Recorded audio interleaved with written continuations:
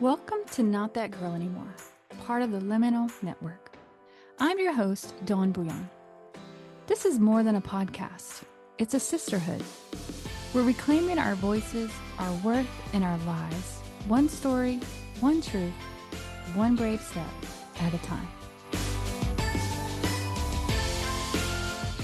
Hey, friends. Before we get started, just a quick note.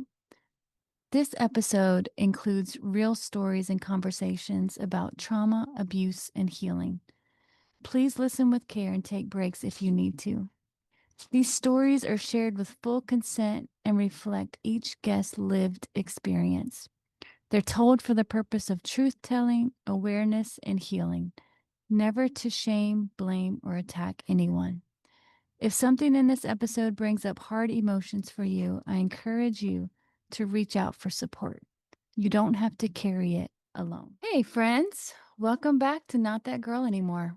I'm your host, Dawn Bouillon, trauma therapist and coach, and the founder here of Embrace Your Brave.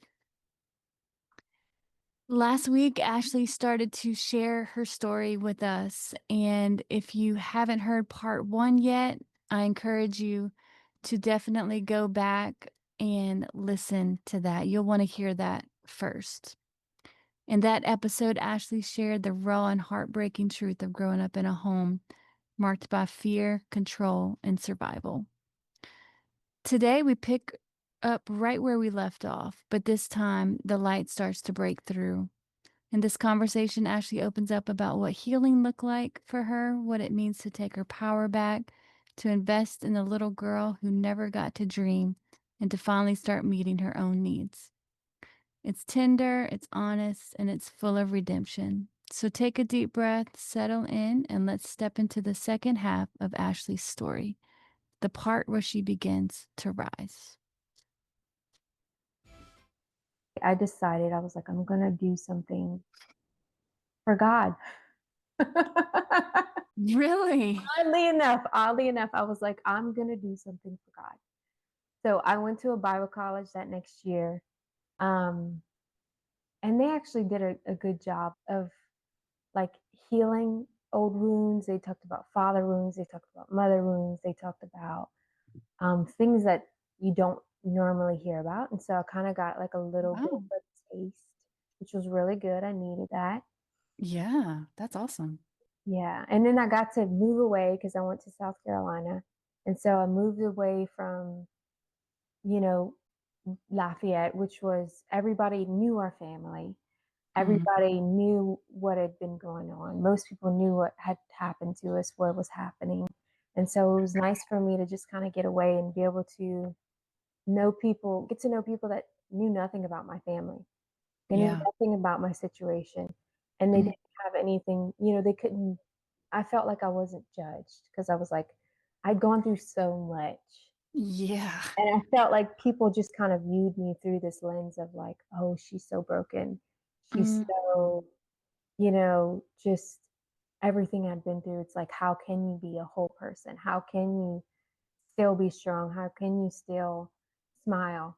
Or whatever it was. Yeah. So it was refreshing to be away and to be able to get to know new people. Get like a fresh start. Mm-hmm. So you went to South Carolina? I did, yeah. What was in South Carolina? So it was called South Carolina School of Leadership. It was like a discipleship college at a church, which had its goods and bads. It was ultra controlling, which was something I didn't like. They like made us like delete all the men off our social media. We couldn't talk to guys. So they had very strict dress codes. We couldn't date. There was just a lot of rules, which was kind of like I was kind of used to that because I was like, oh, like this is just like my family. Right. So at the time, I didn't realize until later on that how strict it was. I was like, oh wow, like, that was really strict. We weren't allowed to listen to anything but Christian music too. TV, same thing. Couldn't watch any like R-rated films. Just craziness. But but I did meet a lot of really amazing people there. Um, and I always it's funny too because I always hung out with like the outcasts group Mm, too. Like even though I wasn't doing anything bad, I wasn't like, same as in high school. I wasn't like rebelling. I wasn't breaking rules. I was following all the rules, but I just loved the outcasts. They weren't perfect. They weren't worried about all the how mm, things looked or, all of those things that I never really cared about. Like they mm. were just really good people. And then, so yeah, so I did that for a year. Um, Okay. and I applied for a second year and they were like, well, they were like, we think that you would be better. They were like, we'd love to have you, basically. But they denied me, which was a huge blessing. Um, and they're like, we think you would do better in a mission school. They gave me a book for Heidi Baker. Mm, Um, and they're like, we think you do really well in this mission school in Africa. And so, wow. yeah, so I applied for that. I left, I think like 3 months later. I'd gone home for like 3 months and then I and went to Africa for 3.5 months. Mm. Um, I lived on an orphanage base. We had like a classroom. It was like classic latrines, which for anyone who doesn't know what a latrine is, it's just a hole in the ground. And that's your toilet. Okay.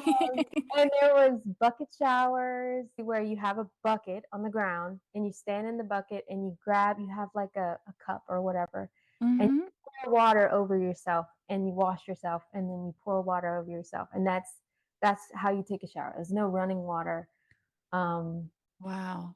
we virtually had no electricity. Like the electricity was like always out.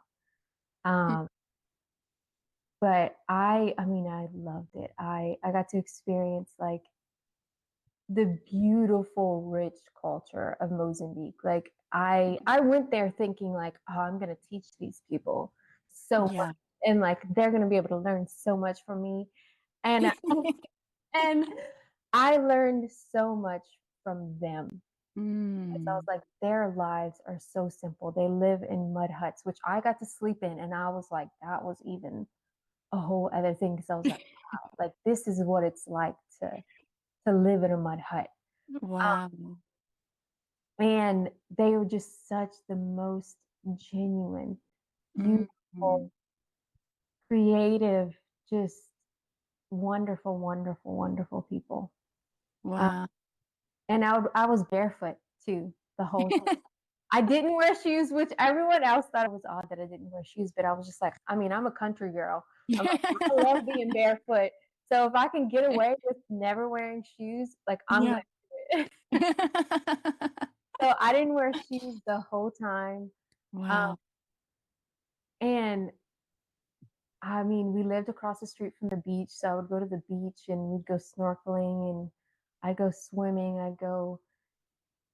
I would love to go in the village and like explore all the little shopping centers they had. They had like these, which they were basically like a table with like a low, shaggy tent made out of like cloth on top. Mm. And I used to go and I'd explore all the village like shops and I would just look at all the cool stuff they had, all the art, all the clothing, and I just found it all so fascinating. Like I was just like, this is so different. This is so beautiful. This is so Wow. rich, vibrant, like the culture and the language and just all of the things. Mm. Um, I can hear just in your voice how you talk about it. Like yeah, you cherished it so much. I Like love it. you were so fully present and with Hmm. your feet on the ground, bare feet on the ground, like just Yeah. experiencing the whole thing with like so much gratitude. Hmm. I can hear when you talk about it Yeah. how Yeah. much that meant to you. It was such a sweet time. It was such a sweet time. Just yeah, just being taken out of my world and into another world and then seeing Mm, how just beautiful and how wonderful these people were, that had nothing. that, Yeah. or what we would consider nothing, right? But they had everything because Mm, we get so distracted with all the things that we yeah. have, that sometimes we forget about that the point of all this is to have relationships. And that's what they have. They don't have all those distractions, but they have each other. And Mm, I just remember just being like, this is so beautiful. yeah. So beautiful. Wow. That's amazing, Nash. Hmm. Yeah, they have what matters. Yeah. They have love, you Mm. know. They have joy. They have each other. Uh, Yeah. how do you see that that's impacted you just even now today? Like, I'm sure it sounds like it was a life-changing experience for you. It was. It definitely was. I think it's just made me just appreciate the little things. Mm, Like just helped me to appreciate like not because I feel like in our culture there's so many people that just want to like have the successful career, the mm, nice house, the nice car. And I've even chased that myself. mm, I feel like that part of my life helped me just to value mm, the people, to mm. value that connection with yourself, to Yeah. value art even because that's a huge part of like African culture is like their Mm. art and their music and their dance and like this part of our culture where we feel like we have to be so like as Christians we feel like we have to be like so like put together and so like you can't dance a certain way, you can't listen to certain music, you can't drink, you can't whatever. And it's like you have to have this perfect persona of who you are. And I just feel like Mm. God doesn't care about those things. He cares about the heart. Like he even talks about Yeah. that in the Bible with the Pharisees, how they were whitewashed tombs, but they were dead, death, and decay on the inside. And it's like Wow. you can have this beautiful performance, Mm-hmm. of Christianity where you're not smoking, you're not drinking, you're not whatever, whatever, whatever, but Yeah. you're going home and you're beating your wife, or you're going home and you're mentally abusing your wife, or you're, abusing your kids, or you're being ugly to your coworkers, or you're being a cheat and a lie in your work, or, whatever it might be. And Yeah. it's like, ah, I think that's something, yeah. If I could say that's something I took away was like just to Mm-hmm. really care about the heart Mm, and to really care about who you are as a person mm, and what am I really doing? What am I really saying? Like what am I putting out into the world? yeah. Not to be perfect, but just to be like, am I being intentional about what I'm putting out with my kids? Am I the same person when I'm with my kids and I'm with the world? I feel like I'm better with my family and my kids than I am out in the world. But Yeah. that's just because I'm like, and I'm like, that's a win for me. You know, Mm-hmm. that's a Yeah. win because if I can be a good mom, a really good mom, a really good wife, and a good friend to my close friends, that's Mm-hmm. good enough for me. Like, I don't need anything else. Mm-hmm. Yeah. Wow. And that just makes so much sense in your story, Hmm. you know? Yeah, it does. Um, so what happened after that? So after that, I went to Micronesia the next year Mm. um, for 3 months again. We did like a survival training. Um, and it's You pretty had good training for this, for survival. so it was basically the training. The point of the training was to be able to go reach villages and places that you couldn't reach by road or by just flying into the place. Like you'd have to like hike to the village or whatever. Like it would be remote places. Mm. Um, and I remember when I got there, so they told us to bring a tent. Okay, but they also told us to bring a tent to Africa. And most people didn't bring a tent. Okay. So I was like, oh yeah, like somebody else is gonna bring a tent because that's what we did in Africa. And like three other girls slept in my tent and it was fine. That's what we did. We all shared tents. And so Mhm. like, oh, I'm not gonna bring tent. Like I want to save space in my bag. Um, put some other stuff in there.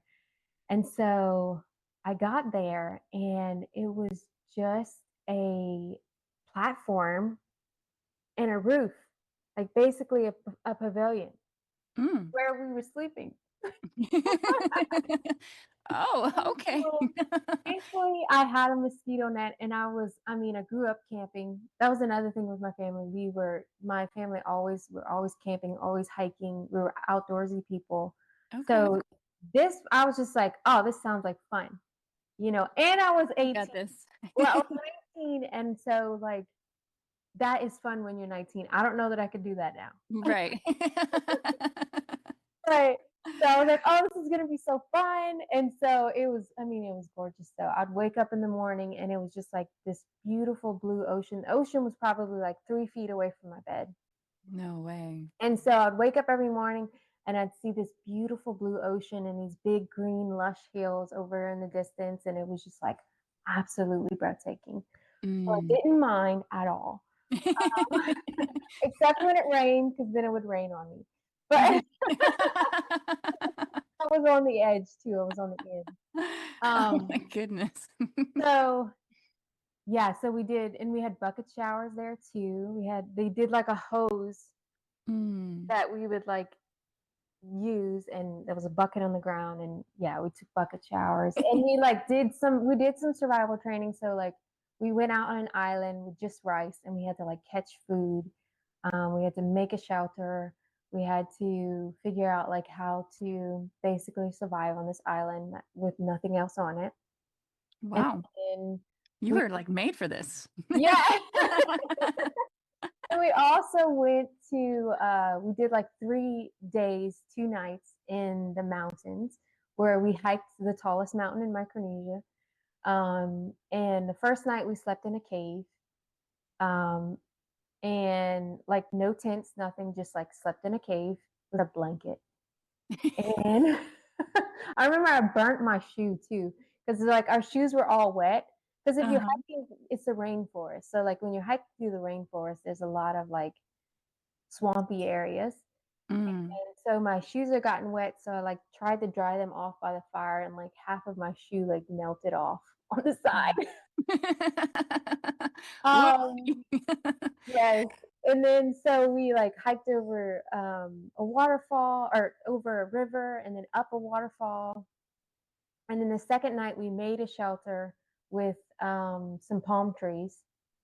This sounds like that show, like, right? Survivor? Like, Survivor, yeah. it kind of Basically, sounds.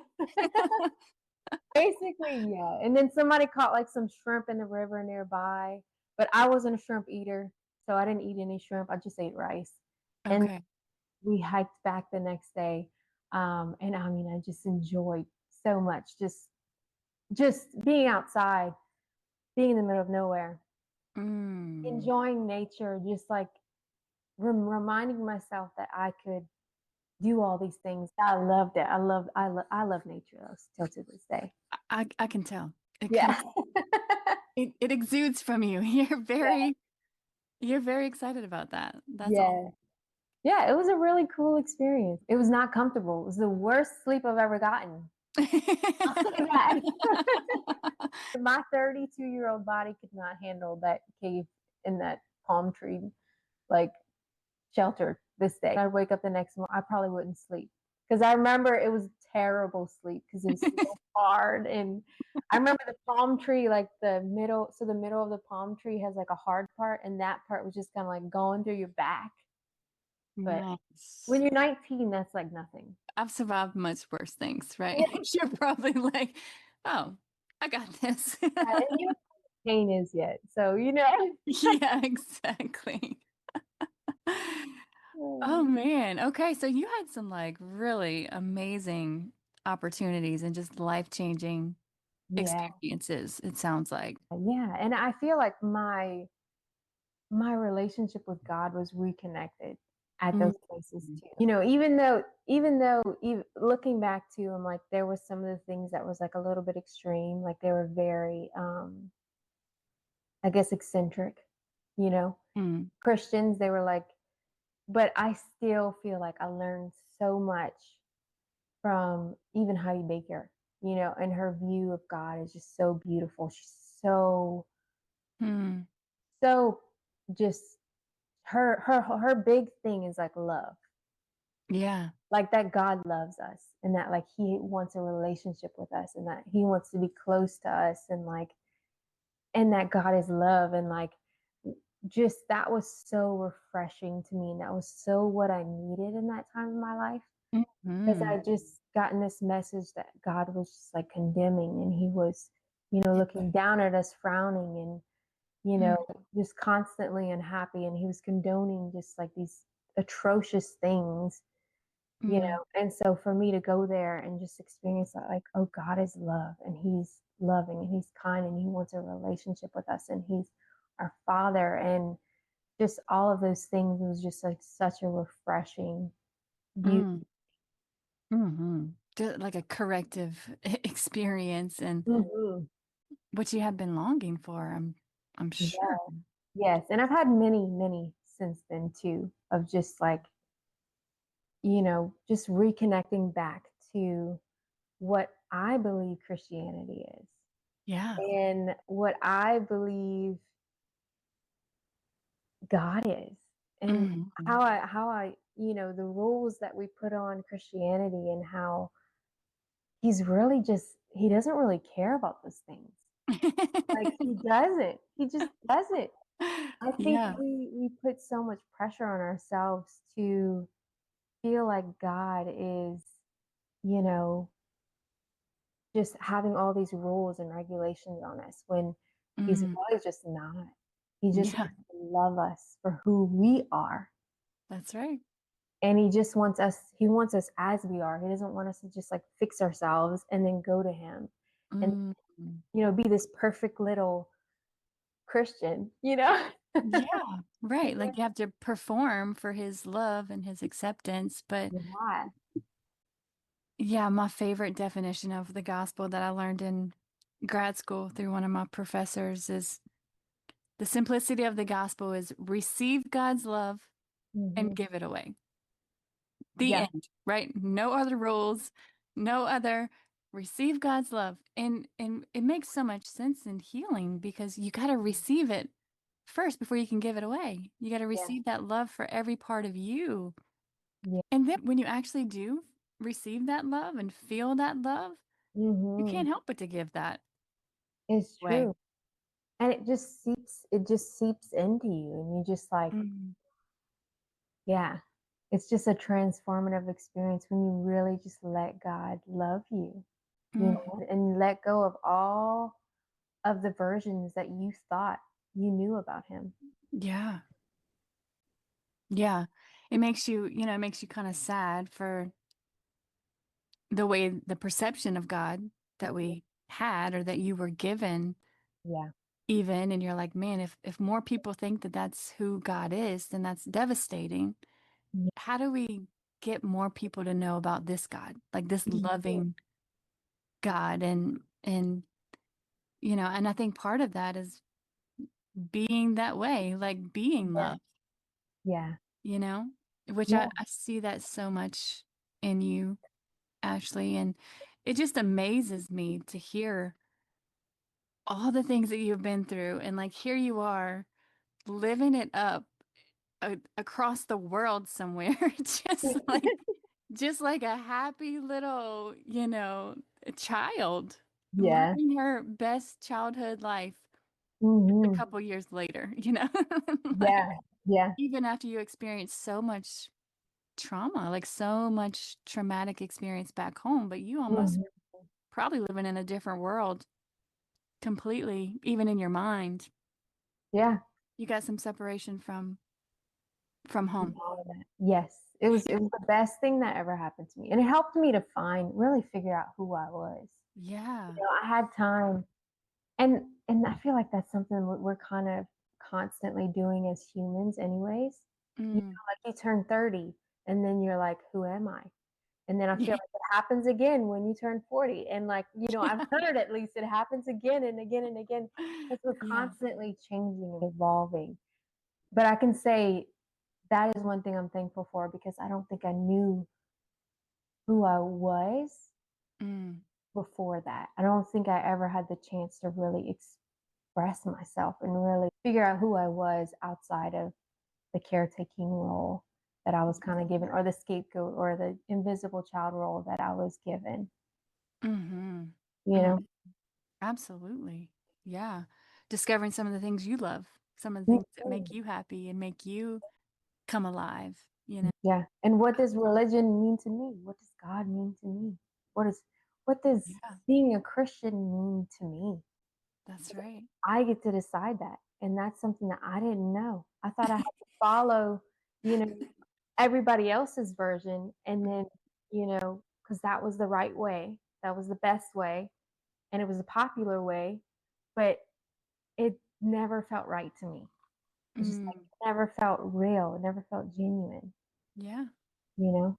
It didn't fit. It didn't fit in your own story, in your own heart. Mhm. That's not it. Yeah, exactly. So let's see. What happened after that? How old were you at this time? So when I went to Micronesia, I was 19. And then I met my husband, which I'm still married to this day. We actually, our 11-year anniversary is on Saturday. So Happy anniversary. thank you. Yeah, so we met a month, like, well, we met before that, but we started dating after I got home. Okay. And then we, like most Christians at that time, we got married young and quick. Just Mm-hmm. that happens in the church. Yes. I don't suggest it. Me neither, by the way. And it's something that just happened in the church, and we didn't think anything of it. So Yeah. we got married about 6 months after, or we got engaged, sorry, 6 months after we started dating. We had known each other for about a year before that, but we'd only been dating for 6 months. And then we got married a year after we started dating. Um, Mm. and, things were good. Like our marriage was pretty okay. I think we both just didn't know, we were doing our best. Mm-hmm. We didn't know what a healthy relationship looked like. We didn't know what healthy communication looked like.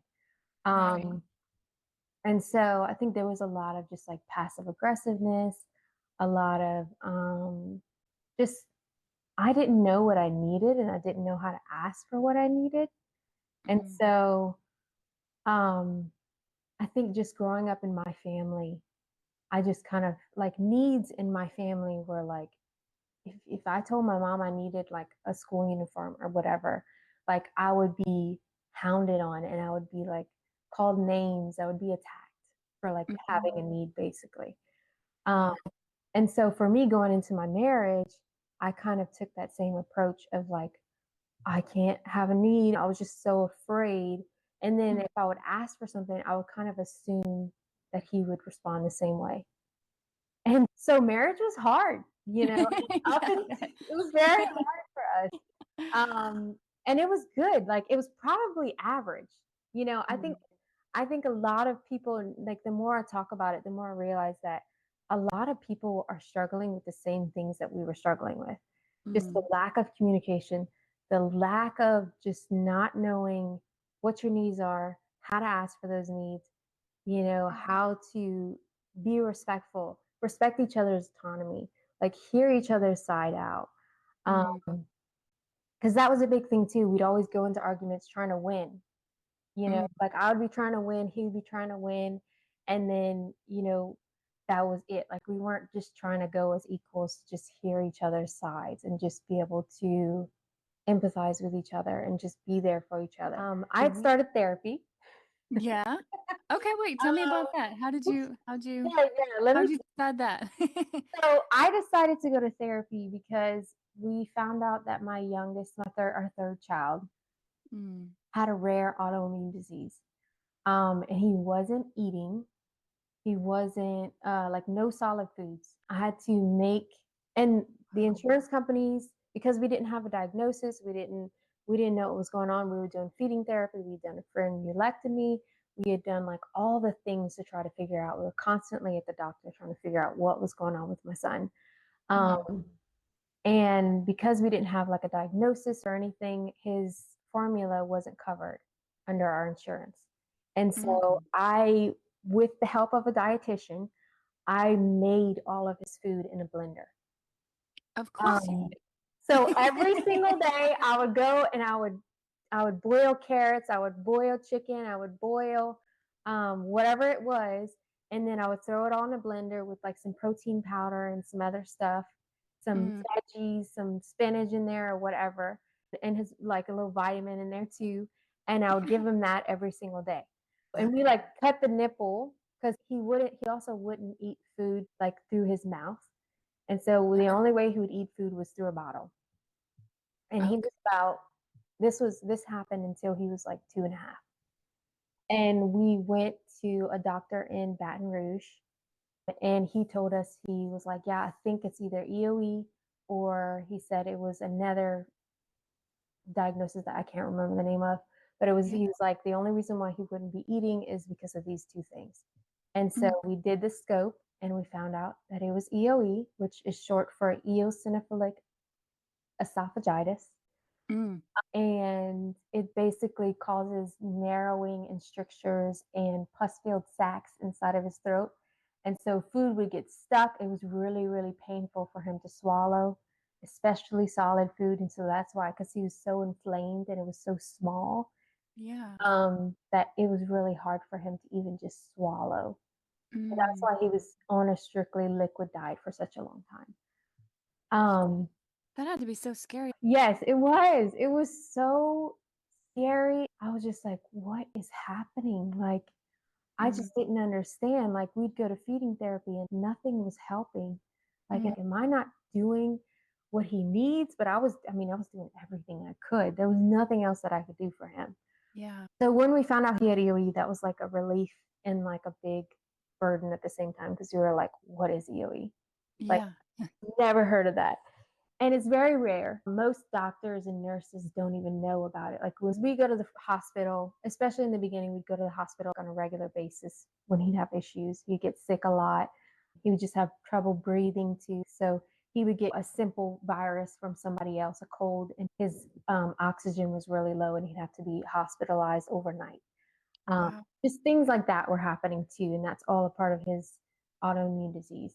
Um, and Mm. so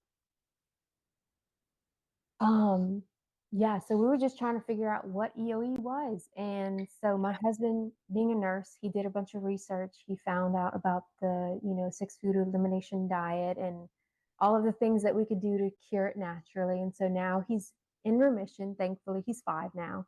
He's Wow. healthy. He's eating solid food. He's doing Yay. amazing. He also had like speech problems because he was like eating from a bottle and not eating solid food for so long. His Mm, mouth muscles were underdeveloped, mm, which is something you never think about as like, mm. as a parent. Like you never think about, oh, like him not having solid food, like that actually is like building up those muscles that help him to speak, help him with his speech, help him with just all of Wow. it affects the body in so many ways that you don't even realize. Um, Wow. and so, yeah, so he was in speech for a long time. He's doing amazing now. I mean, you'd never guess. He's still on a strict diet, but he Uh, never guess that it was that sick. yeah. Um, and thankfully, we are like hardly ever in the hospital anymore. Um, and we've Wow. been able to fix it all through diet change. That's amazing. And because you're such an amazing mom, that you're so attuned to your baby and took good Oh, care of him. thank you. That's awesome. Yeah. So, but that was what got you into therapy, just like the stress from all that? Yes. So that's what got me into therapy. By the end of that, I was just so exhausted. Mm. and just depressed. I'd started anxiety medication because I had so much anxiety. I was just so scared of going to the hospital. I was so scared of, my kid being sick again or something happening and just having no control. Because that was like the whole thing. I had no control over, I was doing everything I could, and then he still wasn't doing well for such a Yeah. long time. Mhm. Um, and Mm. so it just makes you feel helpless. I felt Absolutely. so hopeless. Yeah. And I started seeing Dawn, and we started to unpack some of that. And there was some stuff with my marriage that was going on too. And that really Mm, opened my eyes. I started to realize that my needs mattered, that mm, I mattered, that mm. I didn't have to take on this caretaker role to, that be the only role that I took on. As a mom, you are a caretaker. But that's Yeah. not the only role I get to take on. Like, I also get to have needs. I also get to have Right. wants. I also get to do my own thing, and I don't have to feel bad about it. And I can stand up for myself. And Hey, friend, just a quick note. I am a licensed therapist, but this podcast isn't therapy. It's not meant to diagnose or treat anything. It's here to offer you support, encouragement, and real conversation. If you're struggling, please reach out to a trusted professional. You are not alone, and you are so worthy of healing. Wow, what a great conversation. Ashley's courage and her softness and her willingness to tell the truth. It all reminds me that healing is never about perfection. It's about presence. It's about choosing ourselves after years of being silenced and learning that we're allowed to take up space again. If her story resonated with you, share this episode with someone who needs to know they're not alone. Because this is how we change the narrative, one brave story at a time. And as always, you matter, your story matters, your voice matters, and you're not that girl anymore. Even if your voice shakes, keep using it. Your healing matters. If you're ready to go deeper, you can book a session by clicking the link in the show notes or visiting our website, embraceyourbrave.org, to learn more about our therapy and trauma-informed coaching options. Let's explore how we can walk this journey together. You are not alone. Embrace your brave, sis. You're not that girl anymore.